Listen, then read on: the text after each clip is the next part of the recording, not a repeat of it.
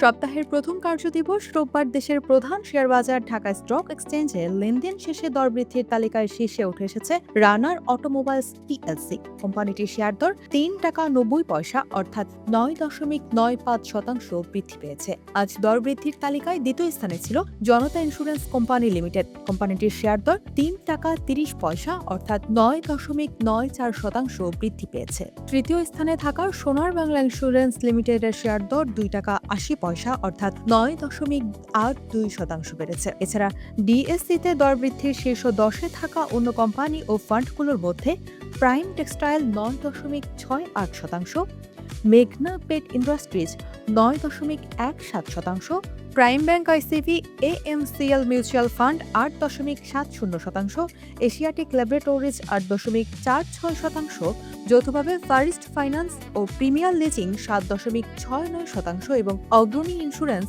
৭.৬২% বেড়েছে।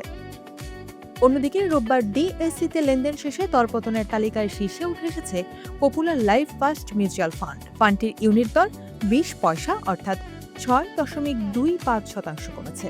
দরপতনের এই তালিকায় দ্বিতীয় স্থানে ছিল বাংলাদেশ অটো পার্টস লিমিটেড। কোম্পানিটির শেয়ার দর ৳১৩.৮০ অর্থাৎ ৫.৫৮% কমেছে। তৃতীয় স্থানে থাকা সিলভার ফার্মাসিউটিক্যালস লিমিটেডের শেয়ার দর ৬০ পয়সা অর্থাৎ ৫.০৮% কমেছে। এছাড়া ডিএসসিতে দরপতনের শীর্ষ 10-এ থাকা অন্য কোম্পানি ও ফান্ডগুলোর মধ্যে মেঘনা সিমেন্ট ৪.৭৫%, ডিভিএইচ ফার্স্ট মিউচুয়াল ফান্ড ৪.০৮%, এসিএমএল আইবিবিএল শরিয়া ফান্ড ৩.৬৪%, বিডি থাই ফুড ৩.৫৯%, Khan brothers PP woven bag ৩.৫৬%, প্যাসিফিক ডেনিমস ৩.৫১% এবং আইসিবি ইসলামিক ব্যাংক ৩.৪৫% কমেছে।